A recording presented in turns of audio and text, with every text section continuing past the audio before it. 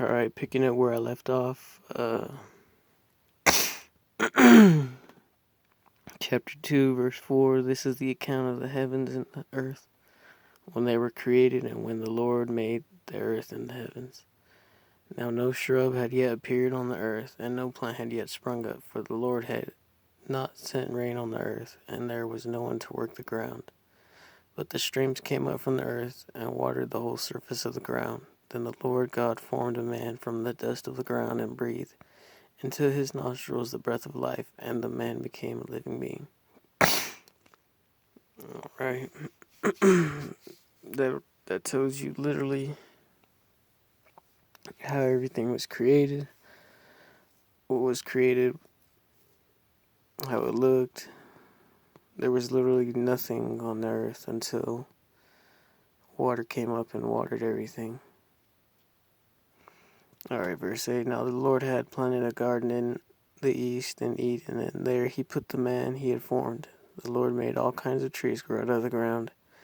The trees were pleasing to the eye and good for food. In the middle of the garden were the tree of life and the tree of knowledge of good and evil. A river watering the garden flowed from Eden. From there it was separated into four headwaters. The name of the first was Pison. It winds through the entire Havilah, where there is gold. That gold of that land is good. Aromatic resin and onyx are also there. The names of the second river is the Gihon. It winds through the entire land of Cush. The name of the third river is the Tigris. It runs through the east side of Ashur, and the fourth river is the Euphrates. The Lord God took the man and put him in the Garden of Eden to work it and take care of it. And the Lord commanded the man, "You are free to eat from any tree in the garden, but you must not eat from the tree of knowledge of good and evil, for when you eat from it you will certainly die." And the Lord God said, "It is not good for the man to be alone. I will make a helper suitable for him." Now the Lord had formed out of the ground all the wild animals and all the birds in the sky. He brought them to the man to see what he would name them, and whatever the man called each living creature, that was its name. So the man gave names to all the livestock, the birds in the sky, and all the wild animals. But for Adam no suitable helper was found. So the Lord God caused man to fall into a deep sleep. While he was sleeping, he took one of the man's ribs, then closed up the place with flesh. And the Lord God made a woman from the rib, and he had taken out of the man, and he brought her to the man. The man said, "This is now bones of my bones, and flesh of my flesh. She shall be called woman, for she was taken out of man." That's why a man leaves his father and mother and is united to his wife, and they become one flesh. Adam and his wife were both naked, and they felt no shame. Alright, that's how Adam and Eve were created. Adam was created after the seventh day.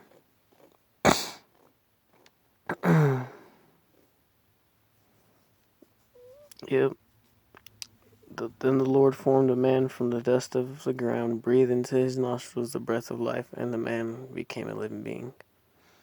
That's when he created Adam. Then after that, I guess the day later, or that's the very same day, he created Eve from Adam. Took a rib out of Adam, I guess made Eve out of that. And it says, "This is now bone of my bones and flesh of my flesh. She shall be called woman, for she was taken out of man." That's how Eve was made. Adam and his wife were both naked, and they felt no shame. So I guess that means they were kind of perfect in their own way, you know. Perfect, you could say. The fall, chapter 3. Now the serpent was more crafty than any of the wild animals the Lord God had made. he said to the woman, "Did God really say, 'You must not eat from any tree in the garden'?" The woman said to the serpent, "We may eat fruit from the trees in the garden, but God did say, 'You must not eat fruit from the tree that is in the middle of the garden, and you must not touch it or you will die.'" "You will not certainly die," the serpent said to the woman, "for God knows that when you eat from it, your eyes will be opened, and you will be like God, knowing good from evil." When the woman saw that the fruit of the tree was good for food and pleasing to the eye, and also desirable for gaining wisdom, she took some of it and ate it. She also gave some to her husband who was with her, and he ate it. Then both of the eyes of them were opened, and they realized they were naked, so they sewed fig leaves together and made coverings for themselves.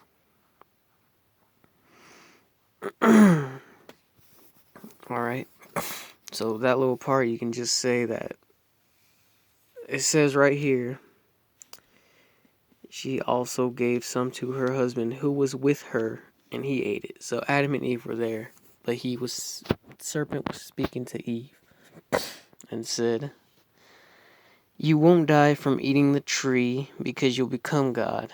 Pretty much, for God knows that when you eat from it, your eyes will be opened and you will be like God, knowing good from evil. And she saw that, right? And she listened to the serpent, and she literally ate from the tree that God said not to eat from.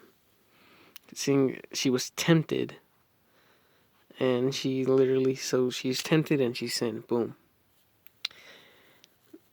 And they both sinned, actually, because they both ate it. You really can't blame one or the other. No telling it.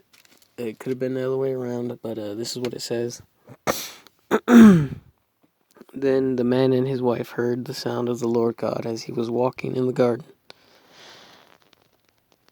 Heard the sound of the Lord God as he was walking in the garden in the cool of the day, and they hid from the Lord God among the trees of the garden. But the Lord God called to the man, "Where are you?" He answered, "I heard you in the garden, and I was afraid because I was naked, so I hid." And he said, "Who told you that you were naked? Have you eaten from the tree that I commanded you not to eat?" The man said, "The woman you put here with me, she gave me some fruit from the tree, and I ate it." Then the Lord, the God, said to the woman, "What is this you have done?" The woman said, "The serpent deceived me, and I ate." So the Lord God said to the serpent, "Because you have done this, cursed are you above all livestock and all wild animals. You will crawl on the belly and you will eat dust all the days of your life. And I will put enmity between you and the woman, and between your offspring and hers. He will crush your head, and you will strike his heel." To the woman he said, "I will make your pains in childbearing very severe. With painful labor you will give birth to children. Your desire will be for your husband, and he will rule over you." To Adam he said, "Because you listened to your wife and ate fruit from the tree which I commanded you, you must not eat from it. Cursed is the ground because of you. Through the pain and toil you will eat food from it all the days of your life. It will produce thorns and thistles for you, and you will eat the plants of the field. By the sweat of your brow you will eat your food until you return to the ground, since from it you were taken. For dust you are, and to dust you will return." So with that, God said, "Cursed is serpent above all livestock and all wild animals. You will crawl on your belly, and you will eat dust all the days of your life." And for the rest of everyone's life, or forever and ever, snakes will always try to strike at us, and we'll always try to kill snakes. And that's been happening today. And for the woman, he said, "Your child, I will make your pains in childbearing very severe," which still happens today. With painful labor, you will give birth to children. That's still happening till today. And to Adam, he said, "Because you listened to your wife and ate from the fruit of the tree which I commanded you, you must not eat from. Cursed is the ground of you. Through painful toil, you will eat food from it all the days of your life. It will produce thorns and thistles for you, and you will eat the plants of the field. By the sweat of your brow you will eat your food, and until you return to the ground, since from it you were taken. From the dust you are, and to the dust you will return." So for man, work, toil, and then we're all gonna die. It says, "From dust you are, or by the sweat of your brow you will eat your food until you return to the ground, since from it you were taken. For the dust you are, to dust you will return." So, yep, that's what's gonna happen. It's still happening today, people dying. And literally, your body will decay and literally turn to dust. And it'll feed the earth or whatever, nutrients like that. And it's just I guess a recycling thing you would call it, but this is what God calls it. Right, verse 20, Adam named his wife Eve because she would become the mother of all the living.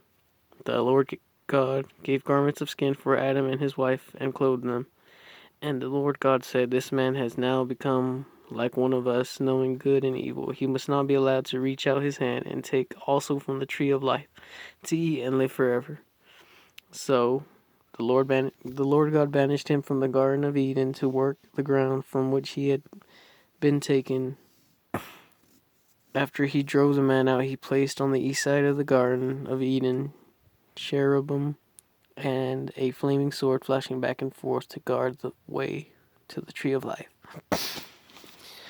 Alright, so after that, Adam named his wife Eve because she would become the mother of all living animals. That's where Eve got her name. Adam got his name because Adam literally means man. Yeah. So because there was the tree of life there, and that Adam and Eve had the knowledge of good and evil, God didn't want them to take it, eat, and live forever. So He banished him from the Garden of Eden to work the ground from which he had been taken. So God kicked him out of the garden, said, "Go work the earth. You already know what your destiny is, so go work the ground, this and that," and that's it. He drove him out, and then on the east side of the Garden of Eden, he placed an angel there and a flashing sword to literally to guard the way. A sword flashing back and forth, a flaming sword at that, to guard the way to the tree of life. And this is literally right when the creation of Earth and stuff. So we'll go into a little bit of detail of this.